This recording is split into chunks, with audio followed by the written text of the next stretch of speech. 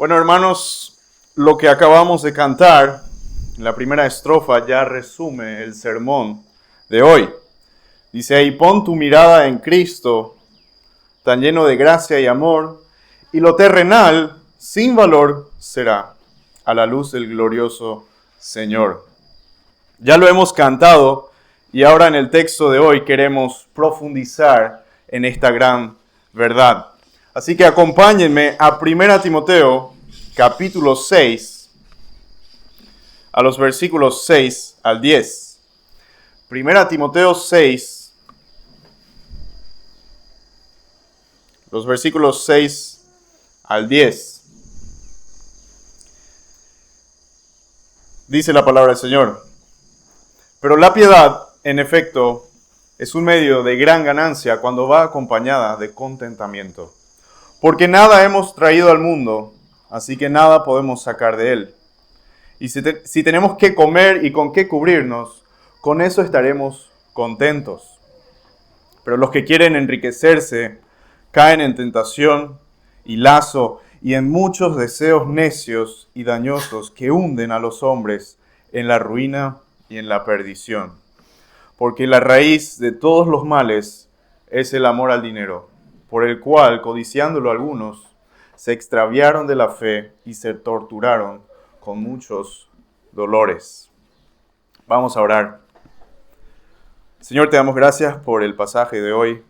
Gracias por poder estudiarlo a profundidad y pedimos que nos abras la mente, que nos dejes ver lo hermoso que eres tú, Señor, y lo pasajero que son las riquezas terrenales. Así que pedimos que nos ayudes a entender el texto, a aplicarlo para tu gloria. Amén.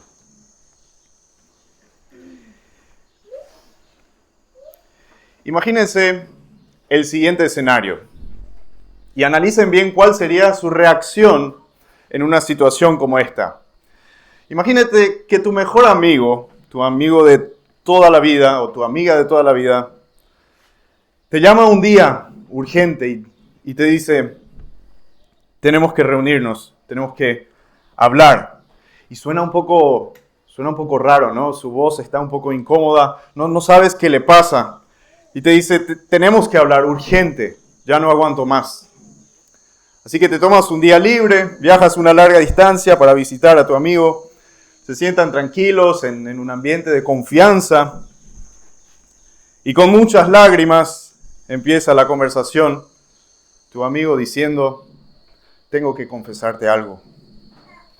He pecado grandemente durante todo este tiempo. Ustedes se preguntan, ¿pero qué has hecho? Y luego de un largo silencio, te pasan muchas cosas por la cabeza, obviamente. Estás pensando, bueno, seguramente no mató a nadie, pero ¿será que fue infiel a su pareja? ¿Robó algo en el trabajo? ¿Tal vez cayó en las drogas? ¿O es algo del pasado? Pero luego de largo silencio y muchas lágrimas te dice, amo el dinero. Amo el dinero. Ahora, sé sincero contigo mismo. ¿Cuál sería tu reacción natural? Tu primera reacción. ¿Sería algo como, ¿para eso nomás me hiciste venir? Eso no es tan grave. Todos tenemos ese problema. ¿Cuál sería tu primera reacción en esta situación? Hermanos, el amor al dinero es probablemente el pecado más normalizado hoy en día. Es tratado como algo trivial, algo que no es tan importante. Es suavizado o minimizado y muchas veces hasta ignorado completamente. En conversaciones cotidianas, muchos creyentes hablan abiertamente de cómo desearían tener más dinero. Tal vez un aumento salarial, un auto nuevo, casas aún más grandes. Tal vez vacaciones un poco más lujosas. Pero imagínense a un creyente hablando así sobre otros pecados. ¿Cómo quisiera asesinar a alguien? ¿O cómo quisiera serle infiel a mi esposa? No escuchamos esas cosas de un hermano en Cristo. Pero con el tema del amor al dinero, parece que nadie tendría vergüenza de confesarlo. Aún así, el texto de hoy tiene uno de los versículos más famosos en cuanto a este tema. Dice ahí, el dinero es la raíz de todos los males. Así que con la prédica de hoy, el objetivo es concientizarnos nuevamente o advertirnos nuevamente sobre el peligro de este grave pecado. También vamos a ver por qué otra cosa debemos reemplazar este amor al dinero. Así que en esta prédica vamos a ver 4 puntos acerca del tema. Primeramente, el peligro de amar el dinero. ¿Cuál es el peligro de amar el dinero? Segundo punto, vamos a ver la necedad de amar el dinero. ¿Por qué amar el dinero es cosa de necios? En tercer lugar, vamos a ver el descontento que va acompañado del amor al dinero. Y finalmente, como cuarto punto, vamos a ver cuáles son las consecuencias de amar el dinero. El peligro del dinero, la necedad de amar el dinero, el descontento que acompaña el amor al dinero y las consecuencias que tiene amar el dinero. Así que antes de entrar al primer punto, recordemos un poco el contexto de este pasaje. Se van a acordar tal vez de la prédica anterior en la que hablamos de los falsos maestros, de sus características, de cómo reconocerlos. Y finalmente Pablo nos dice cuál es su motivación en lo que hacen. Vimos que los falsos maestros tienen como motivación el dinero. Enseñan herejías para atraer a seguidores y de esa forma enriquecerse. Y ven a la fe como un medio de ganancia en mal sentido. Y en los versículos siguientes, Pablo entra en detalles acerca de este tema y primero hace un gran contraste con lo que dijo acerca de los falsos maestros, que quieren ver la fe o la verdad, la predicación como un medio de ganancia. Y Pablo dice, versículo 6, pero la piedad, en efecto, es un medio de gran ganancia, cuando va acompañada de contentamiento. O sea que sí, hay una forma en la que la fe es medio de ganancia. Tenemos que aclarar que está hablando de la fe verdadera y está hablando de ganancias verdaderas. No como los falsos maestros que tenían una fe fingida y estaban persiguiendo ganancias pasajeras. Aquí Pablo dice que sí, hay una forma en la que la fe verdadera es un medio de ganancia verdadera. Y el secreto es, o la clave es, el contentamiento. Acompañar la piedad con contentamiento. ¿Qué es el contentamiento en relación al descontento, a la insatisfacción? ¿Qué es estar satisfecho? Lo asociamos con términos como estar satisfecho o estar complacido. Estoy agradable, entusiasmado, estoy alegre, feliz con lo que tengo. Tengo suficiente. Eso es contentamiento. El otro extremo es el descontento. O estar insatisfecho con algo o con alguien. Disgusto, desagrado, preocupación, decepción, enojo. Estar insatisfecho es lo contrario al contentamiento. Entonces, como Pablo dice que la clave es estar satisfecho, la clave es que esta fe tiene que ir acompañada de contentamiento.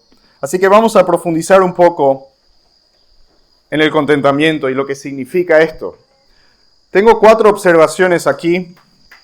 Y la primera es que el contentamiento bíblico no es circunstancial. Es decir, no depende de las circunstancias. Acompáñenme a Filipenses 4, en donde vamos a ver claramente que el contentamiento bíblico no es circunstancial. Filipenses 4, versículos 11 y 12, dicen así: No que hable porque tenga escasez, pues he aprendido a contentarme cualquiera que sea mi situación. Sé vivir en pobreza y sé vivir en prosperidad. En todo y por todo he aprendido el secreto tanto de estar saciado como el de tener hambre, de tener abundancia como de sufrir necesidad.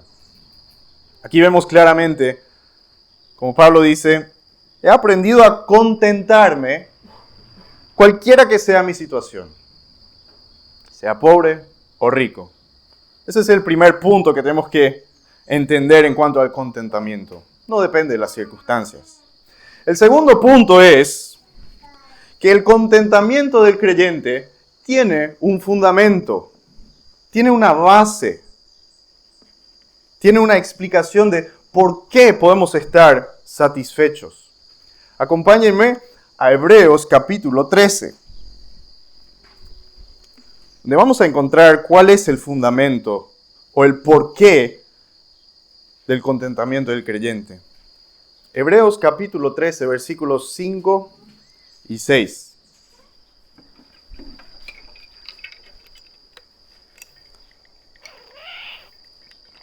Dice así el texto: sea el carácter de ustedes sin avaricia, contentos con lo que tienen, porque Él mismo ha dicho, nunca te dejaré ni te desampararé. De manera que decimos confiadamente, el Señor es el que me ayuda, no temeré. ¿Qué podrá hacerme el hombre? Aquí vemos que el contentamiento es lo contrario a la avaricia también, ¿no? Está claramente ahí, sin avaricia, contentos con lo que tienen. Y luego vemos el por qué. Vemos la razón de estar contentos con lo que tenemos, y es porque ya tenemos a Dios de nuestro lado. Ya tenemos la promesa de Dios de que no nos va a abandonar. Él va a suplir nuestras necesidades.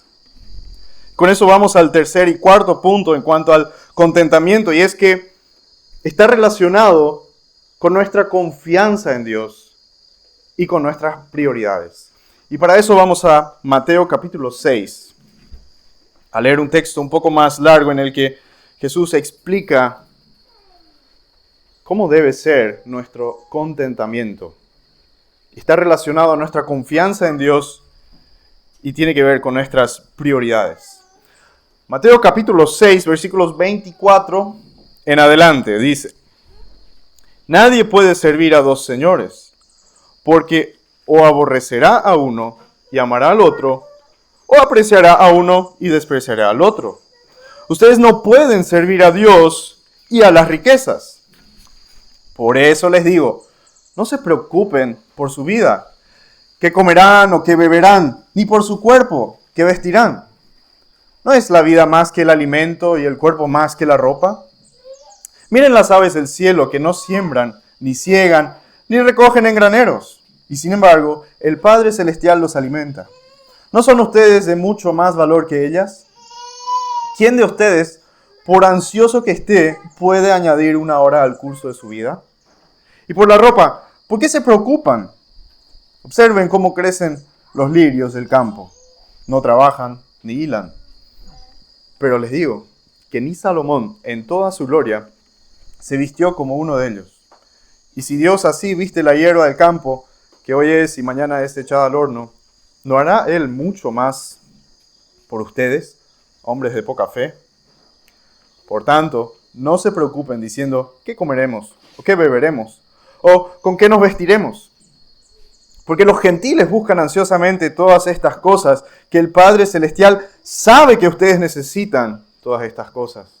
Pero busquen primero su reino y su justicia, y todas estas cosas les serán añadidas. O sea, en resumen, el contentamiento no depende de las circunstancias, tiene un fundamento, una razón sólida, y es cuestión de confiar en la provisión de Dios y de tener las prioridades según lo que Él exige. Un cristiano puede y debe también estar contento, feliz y agradecido con lo que tiene. Muchos incrédulos creen que Bueno, la vida del cristiano debe ser muy difícil, ¿no? No produce felicidad. Ven que no podemos disfrutar todos los pecados del mundo y creen que eso nos debería entristecer. Pero lo contrario es cierto. La felicidad del creyente es la única felicidad que tiene sentido. Es la única felicidad que tiene un fundamento sólido y un fundamento válido. Porque la felicidad del mundo es falsa. No solo porque es fingida, sino también porque carece de propósito eterno. La felicidad del mundo no trasciende lo pasajero y no es profunda como la del creyente. Pero el creyente no se enfoca en la creación, sino en el Creador. Por lo tanto, rico no es aquel que tiene oro y plata, sino rico es aquel que tiene al que creó el oro y plata. Rico es aquel que tiene al que decide sobre la vida y la muerte, y al que es infinitamente valioso. Solo el que tiene a Cristo realmente es rico. Y con eso en mente, ya podemos entender mejor el primer punto de este sermón. Ya podemos entender mejor dónde está el peligro verdadero de amar el dinero. Y el peligro es que el amor al dinero crea una falsa ganancia y nos roba de la verdadera ganancia que produce la piedad. El amor al dinero obscurece lo valioso que es Cristo. Lo valioso que será pasar toda la eternidad con Cristo. Amar las riquezas terrenales es peligroso porque nos desvía de la verdadera fuente de contentamiento, que es Dios mismo. Acompáñenme a 2 Corintios capítulo 3, donde vamos a ver claramente que esa fuente es Dios. 2 Corintios 3, versículo 5, dice: no que seamos suficientes en nosotros mismos para pensar que cosa alguna procede de nosotros, sino que nuestra suficiencia es de Dios. Más tarde en el capítulo 9, si quieren ir ahí, capítulo 9, versículo 8, dice: y Dios puede hacer que toda ganancia abunde para ustedes, a fin de que, teniendo siempre todo lo suficiente en todas las cosas, abunden para toda buena obra. Claramente nuestra fuente de contentamiento es Dios mismo, y Él suplirá nuestras necesidades, como dice Filipenses 4:9, y mi Dios proveerá a todos sus necesidades, conforme a sus riquezas en gloria en Cristo Jesús. Nuestras riquezas están en Cristo. Si buscamos las riquezas del mundo, es porque o no tenemos a Cristo, o es porque no comprendimos aún el verdadero tesoro que es estar en Él. Y ese es el mayor peligro del amor al dinero. Reemplaza a Cristo por cosas materiales. Es tan serio que la Biblia dice que la avaricia, el amor al dinero, es idolatría, según Colosenses 3:5. Por tanto, consideren los miembros del cuerpo terrenal como muertos a la fornicación, la impureza, las pasiones, los malos deseos y la avaricia, que es idolatría. Ese es el verdadero peligro de amar el dinero. Reemplaza a Cristo, quien es el verdadero tesoro, por tesoros terrenales que son pasajeros. Y por eso, amar el dinero es cosa de necios. Con eso estamos en el segundo punto, la necedad de amar el dinero. Nuestro texto dice en el versículo 7, porque nada hemos traído al mundo, así que nada podemos sacar de él. Tal vez ustedes han visto esos videos donde en un supermercado se le da la oportunidad a algunos clientes seleccionados a recorrer todo el supermercado con un carrito y por 1 minuto o 2 minutos de tiempo pueden llenar sus carritos con toda la cantidad de productos que deseen y se lo pueden llevar gratis una vez finalizado el tiempo.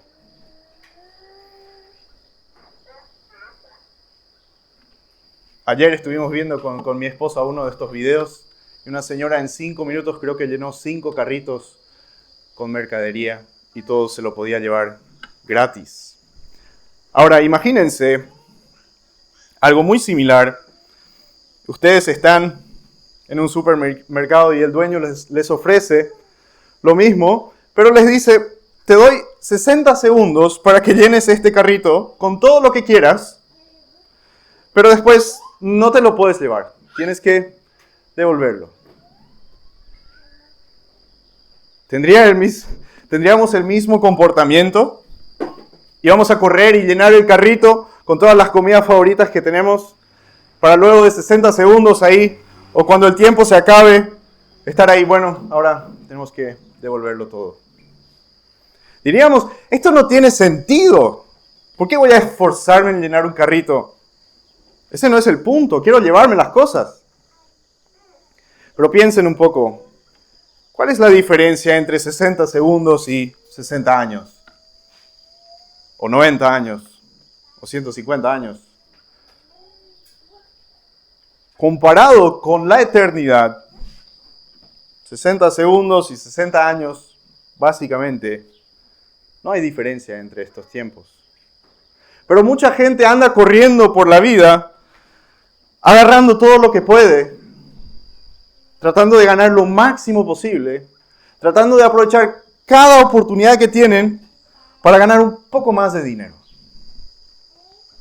¿Qué sentido tiene? Porque cuando se acaba el tiempo, lo tienes que devolver. Job lo entendió cuando dijo, desnudo salí del vientre de mi madre y desnudo volveré allá. El Señor dio y el Señor quitó. Bendito sea el nombre del Señor. Amar el dinero es necedad porque las riquezas son temporales. No tiene valor eterno. No tiene trascendencia, no tiene propósito divino. La Biblia dice directamente y claramente que el que ama el dinero es un necio. Acompáñenme a Lucas capítulo 12. Lucas capítulo 12. Una historia clara donde se dice cuál es o cómo Dios ve a estas personas que aman el dinero. Lucas 12, versículo 15 en adelante.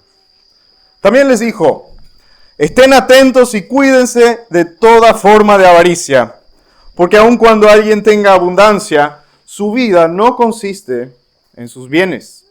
Entonces les contó una parábola. La tierra de cierto hombre rico había producido mucho, y él pensaba dentro de sí, ¿qué haré, ya que no tengo dónde almacenar mis cosechas? Entonces dijo, esto haré, derribaré mis graneros y edificaré otros más grandes, y allí almacenaré todo mi grano y mis bienes.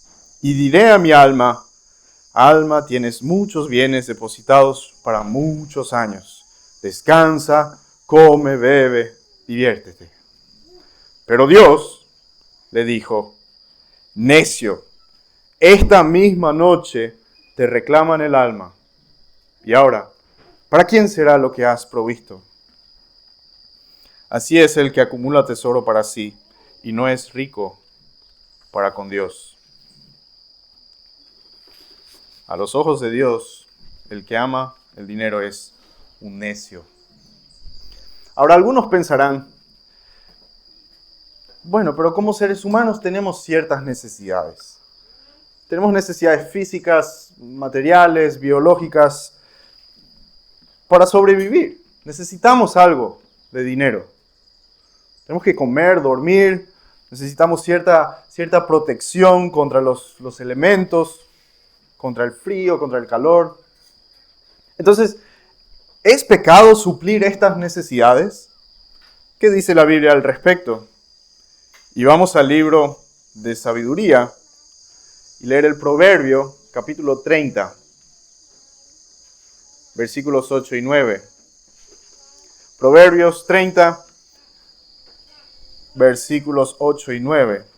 Dice, en una oración dice, aleja de mí la mentira y las palabras engañosas. No me des pobreza ni riqueza.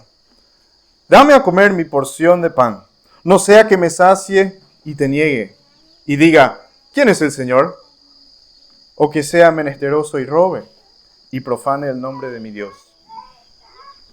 Fíjense que aquí el salmista no está buscando un monto exacto ahí en el medio. No está diciendo, este es el nivel adecuado de riquezas. Sino que al contrario, él lo que está mirando es qué está en los extremos. Y cómo estar en cada uno de estos extremos afectaría su relación con Dios. En un extremo, la pobreza, él se pregunta, ¿quiero ser muy pobre? No, porque no quiero ser tentado a robar cuando tenga hambre. Y en el otro extremo está mirando la riqueza y está pensando, ¿será que quiero ser muy rico? No, tampoco, porque no quiero ser orgulloso y olvidar al Señor. Entonces la conclusión es, quiero estar lo más alejado de estos dos extremos para no caer en tentación de pecar contra Dios. Es decir, no me importa qué tan rico o pobre sea, lo que me importa es no caer en pecado contra Dios. Y si logramos un punto medio en el que tenemos lo básico, entonces tenemos lo suficiente para estar satisfechos. Como dice nuestro texto, 1 Timoteo 6, versículo 8, y si tenemos qué comer y con qué cubrirnos, con eso estaremos contentos. Si tenemos que comer, ahí el término es sustento. Si tenemos con qué cubrirnos, ahí probablemente se refiere a ropa, pero también puede ser en sentido más general una protección contra los elementos. Entonces, si tenemos esto, estamos contentos. Este término ahí, contentos, es el mismo que aparece en 2 Corintios 12, 9. Y van a acordarse el texto, dice, y él me ha dicho, te basta mi gracia. Te basta, es el mismo término que usa ahí. Pues mi poder se perfecciona en la debilidad.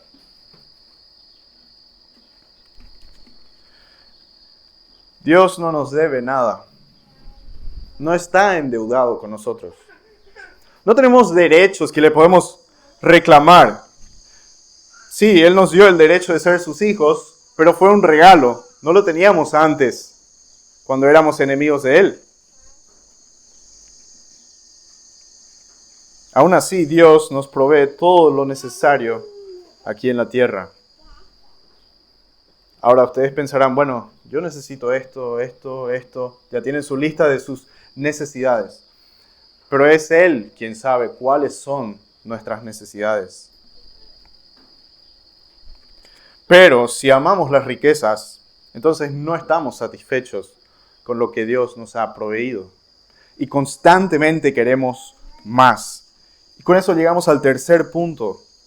Y es que el descontento acompaña el amor al dinero. Eclesiastés 5:10 dice, el que ama el dinero no se saciará de dinero. Siempre habrá descontento en estas personas. Nunca se van a saciar. ¿Por qué es así? Porque el problema real no es la falta de dinero, sino la falta de contentamiento. Porque si el problema real fuera la falta de dinero, entonces el dinero solucionaría ese problema. Pero el dinero no puede cambiar el corazón. El dinero no puede destruir la ingratitud. Hay muchos ejemplos en la historia de hombres multimillonarios que han dicho que no se han saciado con el dinero. John D. Rockefeller dijo, he hecho millones, pero no me han traído felicidad alguna. Y otro millonario dijo, Cornelio Vanderbilt dijo, el ocuparse de millones es una carga muy grande. No hay placer alguno en eso. Otro multimillonario, John Jacob Astor, el pasajero más rico del Titanic, se describió a sí mismo como el hombre más desdichado de la tierra. Y por cierto, él tampoco sobrevivió la tragedia del Titanic. Y Henry Ford también dijo, era más feliz haciendo el trabajo mecánico. Así que tenemos ejemplos suficientes de que el que ama al dinero no se saciará del dinero, no le producirá felicidad. El descontento va a ir acompañando el amor al dinero. Pero el descontento no es el único problema que trae el amor al dinero. Hay consecuencias aún más devastadoras. El último punto, vamos a ver cuáles son estas consecuencias. Y si volvemos al texto, las encontramos en los versículos 9 y 10. Dice, pero los que quieren enriquecerse caen en tentación y lazo, y en muchos deseos necios y dañosos que hunden a los hombres en la ruina y en la perdición. Porque la raíz de todos los males es el amor al dinero, por el cual, codiciándolo algunos, se extraviaron de la fe y se torturaron con muchos dolores. Los que aman al dinero serán tentados. El diablo cree que las riquezas pueden tentar o son una tentación a los hombres. Y es cierto, lo son. Incluso a Cristo mismo trató de tentarlo con riquezas. ¿Se acuerdan Lucas 4:13? El diablo trató de tentar a Jesús ofreciéndole riquezas terrenales. Otra consecuencia es que caen en lazo estos hombres. O sea, caen en una trampa. Una trampa tiene el objetivo de atrapar la presa. Y está diseñada para engañar al que va a caer en la trampa. O sea, este pecado es engañoso por naturaleza. También dice, otra consecuencia es que caen en deseos necios. Estas personas no tienen entendimiento, no tienen sabiduría, no tienen discernimiento. Y acá no se refiere a la esfera intelectual. Tal vez son muy inteligentes, pero acá está hablando con un elemento moral en el significado. No son sabios. Y la consecuencia más grave, caen en perdición. Caen en perdición. Es el mismo término que encontramos en Mateo 7:13, donde habla de las puertas, ¿no? Entren por la puerta estrecha, porque ancha es la puerta y amplia es la senda que lleva a la perdición. Los que aman al dinero serán destruidos, terminarán en la ruina, físicamente y espiritualmente. Y dice también el texto, es la raíz de todos los males, o de todo tipo de males. Es decir, este amor al dinero motivará a las personas a cometer todo tipo de pecados. Asesinarán, robarán, cometerán inmoralidades, mentirán, engañarán, harán todo tipo de pecados solo para seguir el amor al dinero. Ahora, esto no significa que cada pecado que se comete está relacionado directamente con el amor al dinero. Pero significa que este amor al dinero tiene como fruto todo tipo de pecados. Y tampoco es un pecado menor, porque dicen los que aman el dinero, o sea, la Biblia dice que los que aman el dinero no heredarán el reino de los cielos. Eso está en 1 Corintios 6, 9 al 10, donde hay una lista de todos los inmorales, los idólatras, los adúlteros, ladrones, borrachos, difamadores, ni los avaros heredarán el reino de Dios.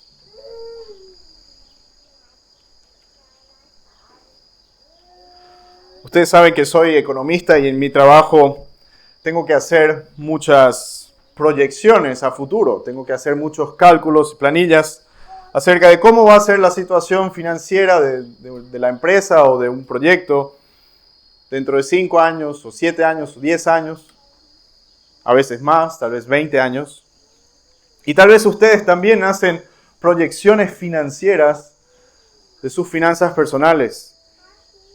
Y tal vez calculan cuándo van a poder pagar finalmente la deuda de la casa, o cuándo van a poder cambiar su auto, o dónde van a invertir sus ahorros. Pero quiero preguntarles, ¿a qué plazo están proyectando? ¿1 año, 5 años, 10 años, o 20 o 30 tal vez? Pero ¿qué tal si proyectamos por 100 años?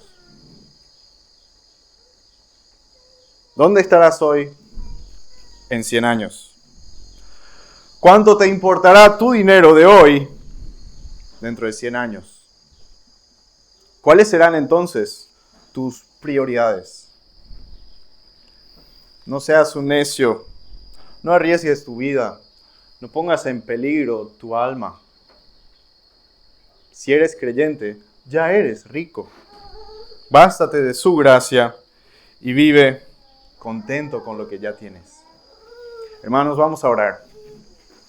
Señor, te damos gracias por el texto de hoy y nuevamente tenemos que reconocer que somos débiles en nuestra carne, te hemos fallado tantas veces y también en este pecado que muchas veces es ignorado, minimizado. Pensamos que no es tan grave tal vez, hay otros pecados peores y nos comparamos tal vez con otras personas y decimos, no soy tan avaro como aquel o aquel. Pero Señor, tú conoces nuestro corazón y pedimos que lo examines y nos muestres la verdad. Hemos reconocido que este pecado es grave, es peligroso y pedimos perdón por eso. Ayúdanos a contentarnos con las riquezas que tenemos al estar en ti, Señor. Pedimos eso en tu nombre, Jesús. Amén. Amén.